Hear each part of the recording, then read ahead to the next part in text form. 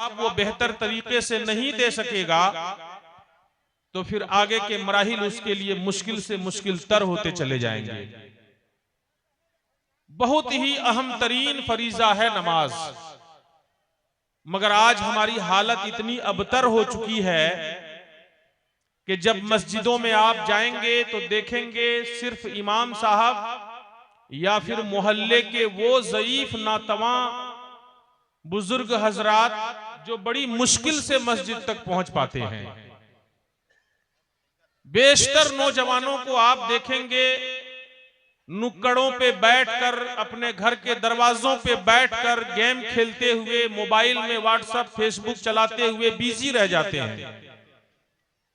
अजान होती है, कभी एक वक्त था जब अजान का भी एहतराम लोग करते थे, मोबाइल बंद कर देते थे, टीवी चलाते थे तो वो भी बंद कर देते थे, लेकिन अब वो भी गया। अब मोबाइल भी बंद नहीं होता है। बहुत ज्यादा एहतराम करने वाला कोई अगर होता है तो साउंड लेस कर देता है। वीडियो चल रही है तो चलती रहती है, बस साउंड गायब कर देता है और समझता है हम अजान का एहतराम कर रहे हैं। हम हैं मुसलमान। ये दीन और शरीयत हम लोगों तक बड़ी आसानी से नहीं पहुंची है। हमारे बुजुर्गों ने बहुत बड़ी बड़ी कुर्बानियां दी हैं, तब जाकर के ये नमाज हम तक पहुंची है, ये शरीयत हम तक पहुंची है। अभी इतना बड़ा जलसा हो रहा है, इस जलसे से अगर सवाल कर दिया जाए कि कितने लोग ऐसे हैं जिन्होंने नमाज़े इशा पढ़ी है तब जलसे में शिरकत किए हैं, मैं गुमान अच्छा रखता हूं, लेकिन तादाद नहीं पढ़ने वालों की ज्यादा निकलेगी।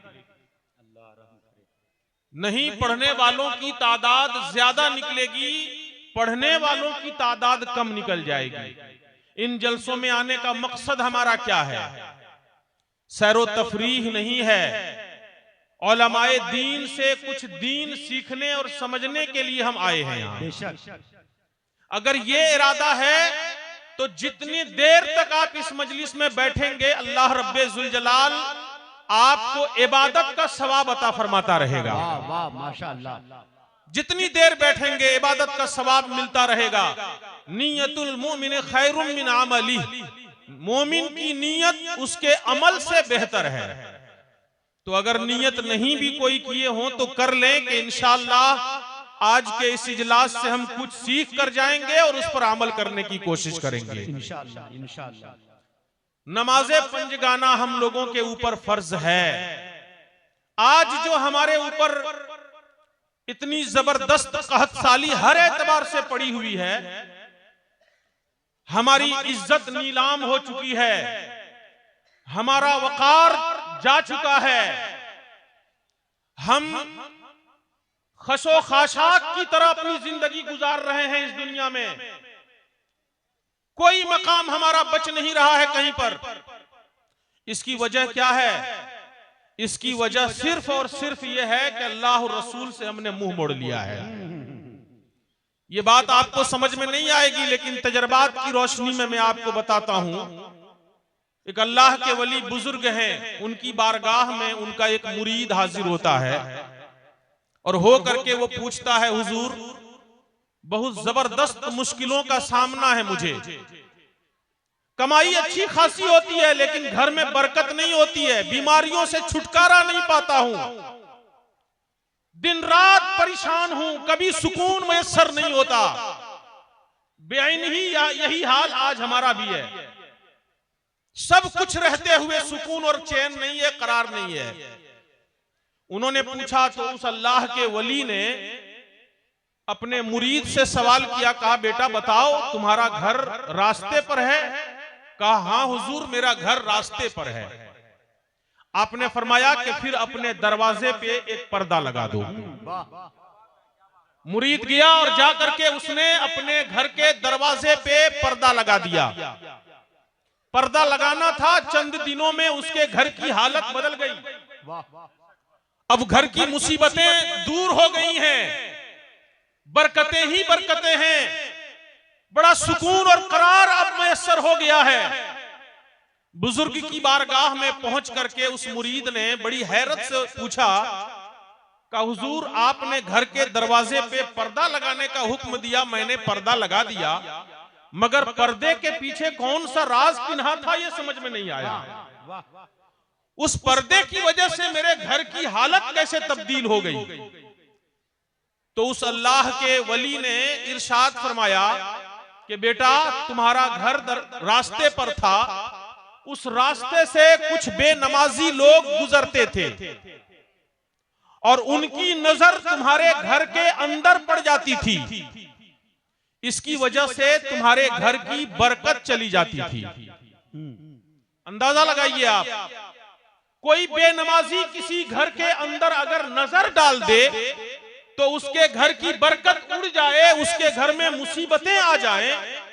अब जिस घर में सरापा बेनमाजी सुबह 8 बजे तक सो रहा है, फजर की नमाज चली गई, कोई परवाह नहीं, ईशा के वक्त भी बगैर नमाज ईशा पढ़े हुए सो गया, उसको कोई परवाह नहीं। बताइए उसके घर में मुसीबतें आएंगी या नहीं आएंगी? बिलाशुबहा वो परेशान रहेगा।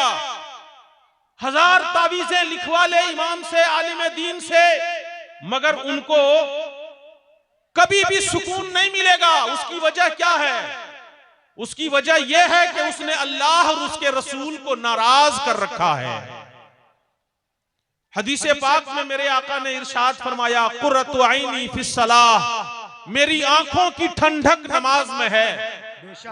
तुम नमाज पढ़ते हो, मुझको सुरूर मिलता है, माशाअल्लाह, मुझको करार मिलता है, मुझको चैन मिलता है।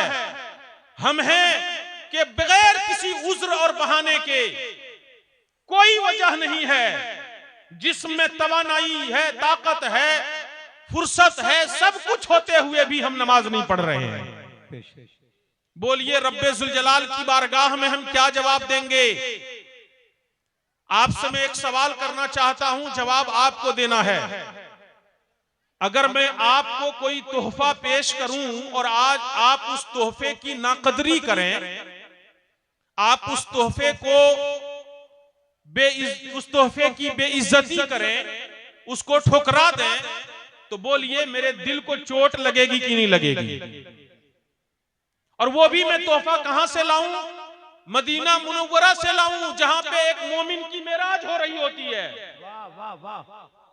मोमिन की किस्मत की मेराज हो रही होती है। ऐसी बड़ी बारगाह से आपके लिए एक हसीन तोहफा लेकर आऊं और आपको दे दूं, और आपने उस तोहफे को लिया और नाकदरी से देख करके उसको नजरअंदाज कर दिया, फेंक दिया। बोलिए मेरी दोस्ती आपके साथ बरकरार रहेगी या टूट जाएगी? दोस्ती टूट जाएगी आपके साथ, मेरी ताल्लुक मेरा खत्म हो जाएगा। मैं कहूंगा जनाब, जब मेरे तोहफे की कदर आप नहीं कर सकते हैं तो फिर आप मेरे दोस्त कैसे हुए? बिला तशबीह हो बिला तमसील, मुस्तफा जाने रहमत सल्लल्लाहु ताला अलैहि वसल्लम जब मेराज में तशरीफ ले गए तो रब्बे जुल जलाल ने उनकी रब की बारगाह में भला किस नेमत की कमी है? बोलिए ना। हजारों करोड़ों नेमतें हैं, मगर उन तमाम नेमतों में रब ने जो तोहफा अपने प्यारे हबीब को अता फरमाया वो नमाज का तोहफा है। वाह माशाअल्लाह। ऐ मेरे हबीब, ये नमाज का तोहफा लेकर के जाइए और अपनी प्यारी उम्मत को ले जा करके दे दीजिए। ये तोहफा ला करके इस उम्मत को दिया, मगर उम्मत ने कद्र कीमत की नजर से इसको नहीं देखा। मुअज्जिन पुकारता रहता है, आओ नमाज की तरफ, आओ नमाज की तरफ, मगर हम हैं कि नमाज छोड़ करके बाजार की तरफ भाग रहे हैं, दुकानों में गप लगाते हुए वक्त गुजारते रहे हैं, खेत खलियानों में अपना टाइम बिता दे रहे हैं। बताइए मेरे तोहफे की नाकदरी करने की वजह से मेरी आपकी दोस्ती टूट गई थी। मुस्तफा जाने रहमत के तोहफे की नाकदरी करने की वजह से रसूले पाक से हमारा ताल्लुक मजबूत रहेगा या टूट जाएगा?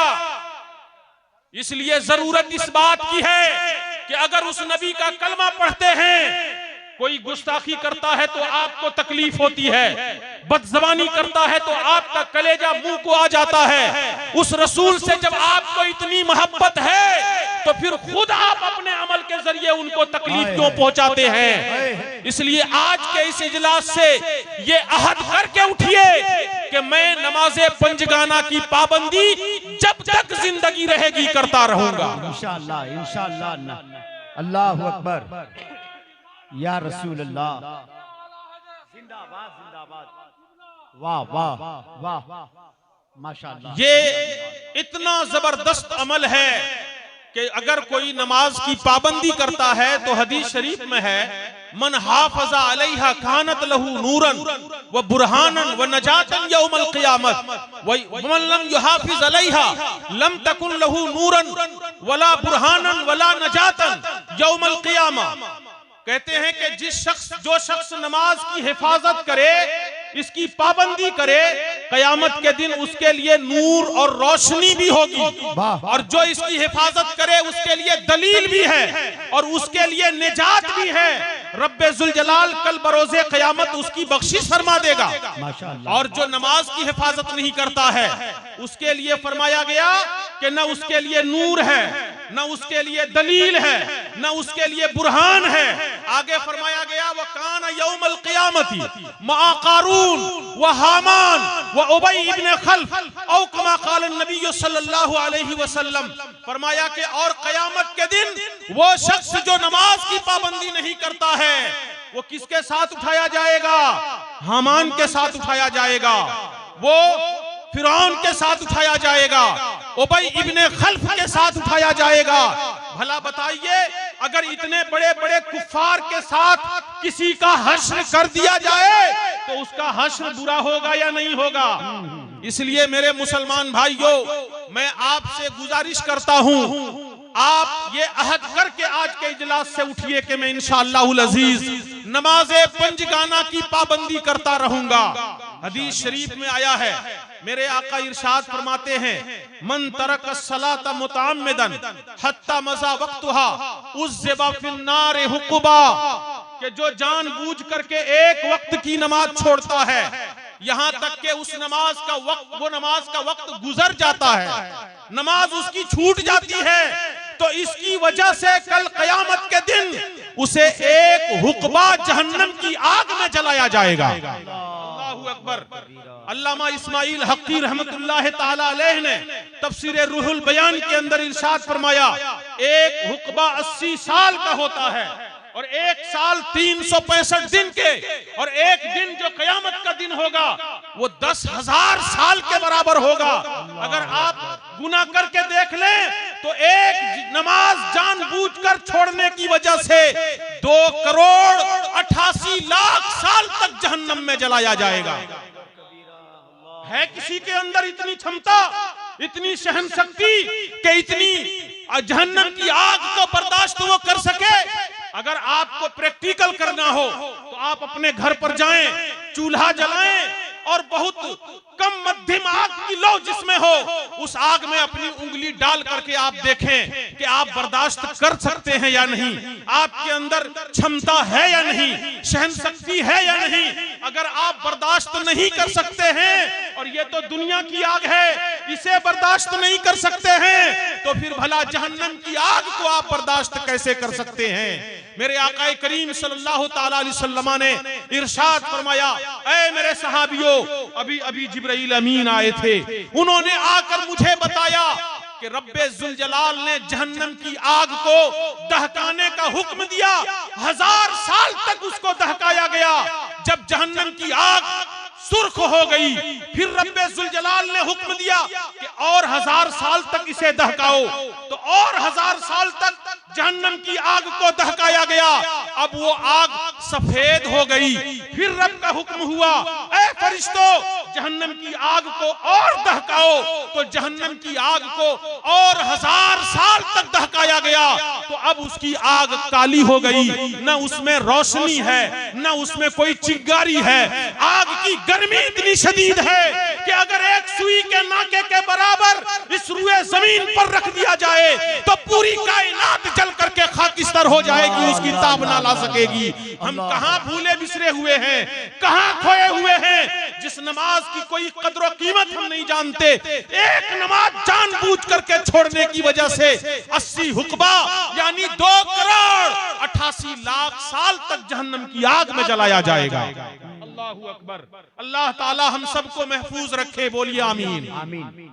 अगर बचना है तो नमाज की पाबंदी शुरू कर दीजिए, नमाज की पाबंदी शुरू कर दीजिए, इससे कोई मफर नहीं है। आज हम मामूली उज्र पर बहाना कर लेते हैं, मामूली उज्र पर। आज जलसा हो रहा है, बड़े मेहमान आए हैं, चलो आज छोड़ देते हैं नमाज। घर में शादी हो रही है, बड़े मेहमान आए हैं, छोड़ देते हैं नमाज। पाँव में फोड़ा हो गया है, दर्द कर रहा है, छोड़ देते हैं नमाज। सर में दर्द हो रहा है, छोड़ देते हैं नमाज। ये सब तो थोड़ा मोड़ा बहाना भी है। बहुत सारे तो ऐसे भी हैं कि किसी उज्र का भी शिकार नहीं वो, मगर फिर भी नमाज छोड़ रहे हैं। नमाज की उन्हें कोई परवाह नहीं है। आप जरा याद कीजिए, जंगे उहुद में सहाबाए किराम जो जंगे बद्र में सहाबाए किराम जो जंग लड़ने के लिए गए थे, रमजान का महीना, रोजे की हालत में है, जंग लड़ रहे हैं, सामने दुश्मन खड़ा है, तलवार लेकर आया हुआ है, मुसलमानों की गर्दनें काटने के लिए, मुसलमानों के खून का प्यासा है।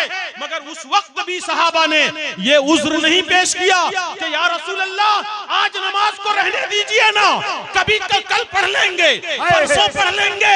उज्र नहीं पेश किया, जान जाए तो चली जाए मगर खुदा की इबादत न जाए। कुर्बान होने के लिए मैदान कारजार में आए भी थे तो इसीलिए आए थे कि नमाज की हिफाजत हो। अगर नमाज ही नहीं बचेगी तो जान दे करके फिर क्या होगा। नाराए तकबीर, नाराए रिसालत, अहमियत नमाज, फजीलत नमाज, मुफ्ती साहब किबला। वाह वाह माशाअल्लाह। नमाज की पाबंदी जरूरी है। आज मस्जिदें वीरान हैं और यही नतीजा है, इसी के नतीजे में हम जलीलो खार हो रहे हैं, पस्ती की तरफ जा रहे हैं। अगर आपने नमाज की पाबंदी शुरू कर दी तो इंशाअल्लाहुल अजीज यहाँ भी कामयाब रहेंगे और वहां भी कामयाब रहेंगे। दुरूद पाक पढ़ें, अल्लाहुम्मा सल्ली अला सय्यदिना व मौलाना मुहम्मदिन मादिनिल जूद बारिक व सल्लिम सलातु व सलामुन अलैका या रसूल अल्लाह सल्लल्लाहु तआला अलैहि वसल्लम। अल्लाह का बेपनाह करम है, एहसान है। मैं ये सोच रहा था नमाज के मौजू पर गुफ्तगू करने से पहले, क्योंकि बाज जलसों में इसका सामना करना पड़ा है। लोग बड़ा खुश्क मौजू समझते हैं नमाज को कि ये मौलाना तो मस्जिद की तकरीर लेकर के आ गया, और ऐसे मौजूआत को लोग सुनना नहीं चाहते हैं। लेकिन जो ठाठे मारता हुआ मजमा है, मैंने ये सोचा कि जब सिमरा मोड़ के मुसलमानों ने इतनी खतीर रकम खर्च करके उलमा शोरा को जमा किया है तो एक खास पैगाम जाना चाहिए ताकि उसके जरिए से लोग अपनी आखिरत को संवार सके, बना सके। हदीस पाक में मेरे आका ने इरशाद फरमाया है, मन तरक सलाता मुतअम्मिदन कुतिबा इस्मुहु अला बाबिन नार। जो नमाज को जानबूझ करके छोड़ देता है उसका नाम जहन्नम के दरवाजे पर लिख दिया जाता है, जहन्नम के दरवाजे पर उसका नाम लिख दिया जाता है। हम कहां खोए हुए हैं, नमाजें हमारी जा रही हैं, हमारा नाम जहन्नम के दरवाजे पे लिखा जा रहा है। कौन मुसलमान भला होगा जो ये चाहेगा कि मेरा नाम जहन्नम के दरवाजे पे लिखा जाए? कोई नहीं चाहेगा। हर किसी को यही आरज़ू है, जन्नत में मैं जाऊंगा, जन्नत में मैं जाऊंगा। अगर ख्वाहिश यही है तो फिर रब की फरमाबरदारी और इबादत करना शुरू कर दीजिए, वरना याद रखिए मुकाशफतुल कुलूब के अंदर हजरत इमाम गजाली रहमतुल्लाह ताला अलैह ने एक रिवायत नकल फरमाई है। हजरत मूसा अलैहिस्सलाम के जमाने में एक औरत, फाहिशा औरत उनकी बारगाह में पहुंची, रोती बिलकती गिड़गिड़ाती हुई, ऐ अल्लाह के कलीम मुझसे बहुत बड़ी गलती हो गई है, मैं तौबा करने के लिए आई हूँ, आप खुदा से दुआ कराएं, दुआ कर दें, सिफारिश कर दें ताकि रब मेरी तौबा को कबूल कर ले। हजरत मूसा कलीमुल्लाह ने पूछा, भला बताओ तो तुमने कौन सा जुर्म किया है, कौन सी गलती तुमने की है? वो खातून कहती है, हुजूर मत पूछिए, बहुत बड़ा पाप मुझसे हुआ है। कहा बताओ तो सही। कहा एक दूसरे मर्द से मैंने सोहबत की और उसके नतीजे में मेरे पेट में बच्चा पला, नाजायज बच्चा समाज में ले से जब बच्चा पैदा हुआ तो मैंने उसका गला दबाकर उसकी जान ले ली ताकि मेरी इज्जत बनी रह जाए, लोग मुझे बुरा ना समझें। हुजूर, जब से मुझे एहसास हुआ है बहुत ज्यादा शर्मसार हूँ, मैं तौबा करना चाहती हूँ। हजरत मूसा अलैहिस्सलाम जलाल में आ गए, बड़े जलाली पैगंबर थे।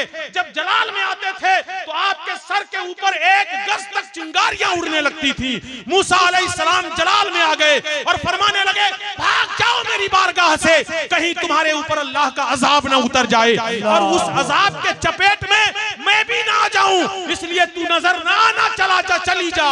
वो औरत बारगाहे मूसा अलैहिस्सलाम से निकल गई, रोती बिलखती जमीन की खाक उठाकर सर पे डालती जा रही है। अल्लाह रब्बे जुल जलाल ने हजरत मूसा अलैहिस्सलाम की बारगाह में जिब्राइल अमीन को भेजा, ए जिब्राइल जाओ मेरे कलीम को जाकर ये पैगाम दो। ए कलीम, तूने उसे क्यों भगा दिया, तौबा क्यों नहीं करने दिया? हजरत कलीमुल्लाह ने कहा, परवरदिगारा, भला इससे बड़ा पापी दुनिया में कौन हो सकता है, इसलिए मैंने भगा दिया कि कहीं तेरे इताब का शिकार और अजाब का शिकार मैं खुद ना बन जाऊं। रब्बे जुल जलाल ने फरमाया, ए मूसा, तू ये जानता है कि सबसे बड़ा पापी दुनिया में यही है, इससे बड़ा कोई नहीं? कहा नहीं, मैं सबसे बड़ा पापी इसे ही जानता हूं। रब्बे जुल जलाल ने फरमाया, ए मूसा सुनो, इससे भी बड़ा पापी वो आदमी है जिसके ऊपर 5 वक्त की नमाज फर्ज की जाएगी और वो नमाजें नहीं पढ़ेगा। अल्लाह अल्लाह अल्लाह अल्लाह अल्लाहु अकबर। नारे तकबीर, नारे रिसालत, फैजाने नमाज, फैजाने नमाज हजरत मुफ्ती सफीउल्लाह साहब किबला मिसबाई। वाह वाह वाह। दरअसल मामला ये है कि हम खुशखबरियों में भटके हुए हैं, हमें इतनी खुशखबरियां मिल चुकी हैं, हमें इतनी बशारतें मिल जाती हैं, हमको लाके कोई 200 दे देगा, हम डायरेक्ट उसको जन्नत की खुशखबरी सुना देंगे। कोई अगर एक बार खड़ा होकर नारा लगा देगा, मैं उसे जन्नत की खुशखबरी सुना दूंगा। इन खुशखबरियों ने हमारे सुन्नियों का मिजाज अर्श पे पहुंचा दिया है। मुसलमानों याद रखो, मैदान महशर बड़ा हौलनाक महशर होगा, इतना हौलनाक होगा कि कयामत के मैदान में जब जहन्नम को 70,000 जंजीरों में जकड़ करके 70,000 ऐसे फरिश्ते लाएंगे जिनके मातहत 70,000 फरिश्ते होंगे, वो जब लाएंगे मैदान कयामत में जहन्नम को, जहन्नम गुनहगारों को देख करके गड़गड़ाएगा, एक खौफनाक आवाज निकालेगा और गुनहगारों की तरफ लपकेगा, उन्हें पकड़ने के लिए दौड़ेगा। इतना खौफनाक मंजर होगा, इतना खौफनाक होगा कि हजरत गौसुल आजम दस्तगीर फरमाते हैं, उस वक्त उलुल आज़म पैगंबर भी घुटनों के बल आ जाएंगे और रब की बारगाह में कहेंगे, मौला हमें बख्श दे। नफ्सी नफ्सी के आलम में वो होंगे, औलियाए कामिलीन सजदे में सर रख करके गिड़गिड़ाने लगेंगे, मौला आज हमें बचा ले, आज हमें बख्श दे। मगर हम हैं कि खुशखबरियों में मुब्तला हैं, हम सोचते हैं किसी परेशानी में हमको नहीं पड़ना पड़ेगा। याद रखिए, उस दिन सूरज सवा नेज़े पे आ जाएगा, इतना करीब, इतना करीब। मुफस्सिरीने मुहद्दिसीने किराम ने फरमाया कि हदीस पाक में मील का लफ्ज इस्तेमाल हुआ है और मील का एक माना सुरमा लगाने वाली जो तिल्ली होती है उसका होता है। अब अंदाजा लगाएं कि अगर इतना करीब सूरज आ चुका होगा तो कितनी गर्मी लगेगी। आज सूरज का चेहरा आसमान की जानिब है, पीठ जमीन की तरफ है और 15 करोड़ किलोमीटर की दूरी पर यह सूरज है। उस दिन सवाने मील पर आ जाएगा, कितनी शदीद गर्मी होगी अंदाजा लगाएं। नीचे जमीन आज मिट्टी की है, यह जमीन बड़ी गर्मी को जज्ब कर लेती है, मगर कयामत के मैदान में जमीन तांबे की होगी, गर्मी को जज्ब न करेगी बल्कि और बढ़ा देगी। अंदाजा लगाएं हालत क्या होगी। अल्लामा इब्ने रजब रहमतुल्लाह ताला अलैह फरमाते हैं कि उस वक्त लोग पसीना बहाएंगे, कोई घुटने तक, कोई कमर तक, कोई सीने तक, कोई पूरा डूबा हुआ रहेगा। जिसका अमल जैसा होगा उसी तरीके से पसीनों में शराबोर होगा। पसीना इतना बदबूदार होगा कि अगर एक कतरा इस जमीन पर छोड़ दिया जाए तो पूरी रुए जमीन पर बसने वाले इंसान और जिन्नात सब फना हो जाएंगे, सबका दिमाग फट जाएगा, कोई बाकी नहीं रहेगा। नारे तकबीर, नारे रिसालत, शोरा अहले सुन्नत, भाई राशिद रजा मरकजी, भाई राशिद रजा मरकजी, उलमाए अहले सुन्नत, नारे तकबीर। वाह माशाअल्लाह। सुभान अल्लाह। दुरूद शरीफ पढ़ लें। अल्लाहुम्मा सल्ली अला सय्यदना मौलाना मुहम्मदिन मादनिल जूद वल करम व अला आलिहि व सहबिहि व बारिक व सल्लिम सलातन व सलामन अलैका या रसूल अल्लाह सल्लल्लाहु तआला अलैहि वसल्लम। मेरे भाइयों, हम खुशखबरियों में और भूले भटके वादियों में बेकार वक्त जाये न करें, अपनी जिंदगी को बर्बाद न करें, वरना याद रखें मरने के बाद बहुत पछतावा होगा और उस पछतावे से फिर कोई फायदा भी नहीं होगा। इसलिए मैं बड़े ही सहल अंदाज में संजीदगी के साथ आपसे गुजारिश करता हूं कि आप अपने अपनी नमाजों की हिफाजत शुरू कर दीजिए। इमाम आपने रखा है, तनख्वाह देते हैं, मुअज्जिन आपने रखा है, तनख्वाह देते हैं, फिर आप नमाज क्यों नहीं पढ़ते हैं? मस्जिदें आपने बनाई है खतीर रकम से, फिर नमाज क्यों नहीं पढ़ते हैं? कल क़यामत के दिन यही मस्जिदें हमारे लिए गवाह बनकर के खड़ी हो जाएंगी। मौला, इसने बनाया तो था मगर मुझे आबाद करने के लिए आता नहीं था, मुझे वीरान कर छोड़ा था। रब्बे ज़ुल जलाल की बारगाह में हमें पकड़ लिया जाएगा।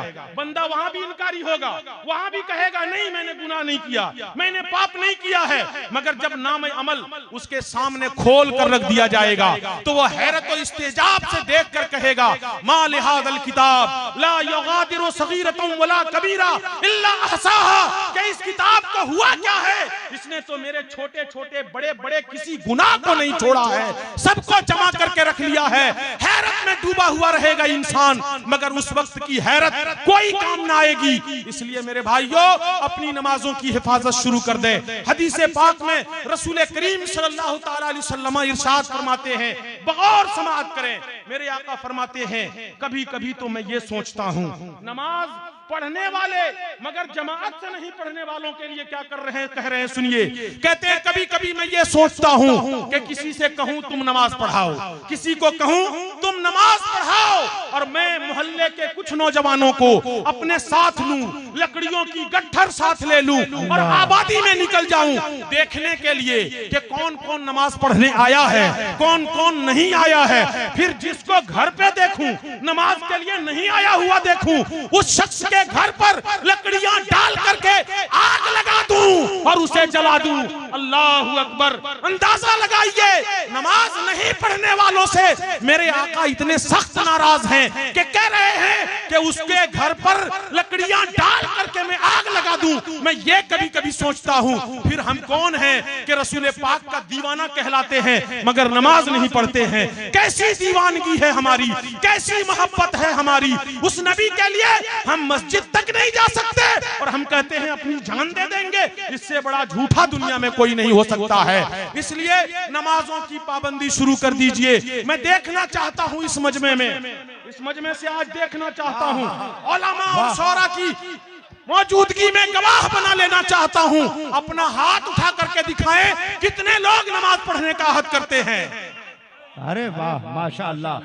अरे आप अपने बगल वालों को भी देखें, नेकी की दावत देना भी सवाब है। तकबीर। सारे लोग एक दूसरे के गवाह बन जाएं। आज मुफ्ती साहब किबला आपके लिए गवाह बन रहे हैं। एक आलिम की जबान खुली है, हाथ किसी का नीचे ना रहे। आप हाथ उठाकर हुजूर मुफ्ती साहब किबला की बात की तायीद करें। नारा लगाए, नारे तकबीर, नारे रिसालत, फैजाने नमाज, मसलके आला हजरत। आज ये मसलके आला हजरत का नारा लगा। अभी इस मसलक को हम लोग अपने अमल के जरिए से, अपने कैरेक्टर के जरिए से बदनाम कर रहे होते हैं। हमारे सुन्नी उलमा को जवाब देना मुश्किल हो जाता है।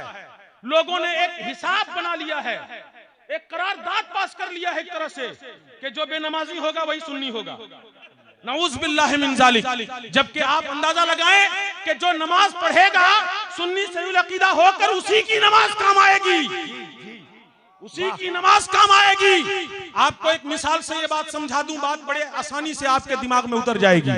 आप अपने घर के दरवाजे पर एक घड़ा रख दें और रोजाना उस घड़े में एक लोटा पानी डालें। 1 महीने तक पानी डालते रहे आप, मगर जब घड़ा उल्टा के देख रहे हैं तो एक कतरा पानी नहीं है।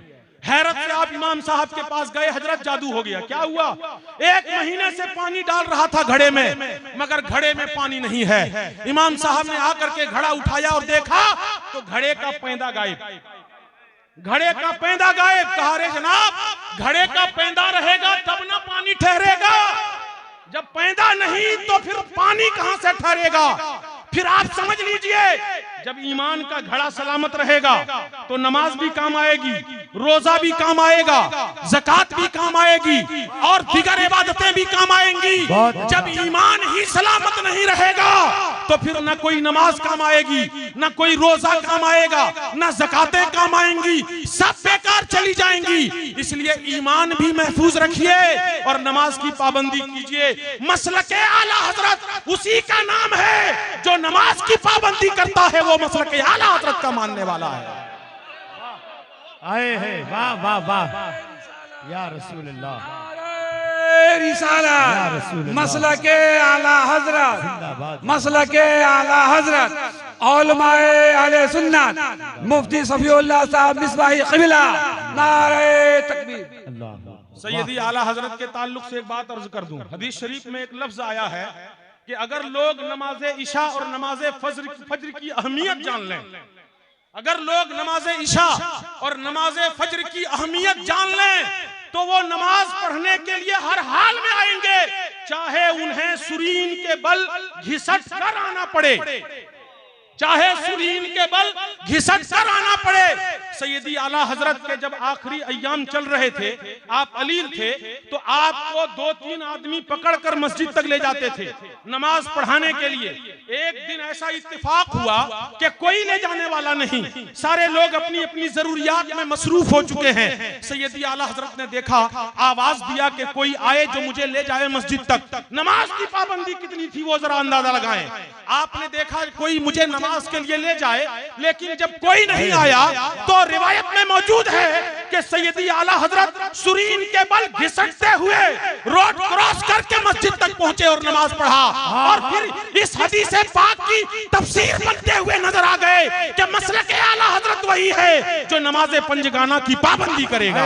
नारे तकबीर, नारे रिसालत, हजरत मौलाना मुबारक हुसैन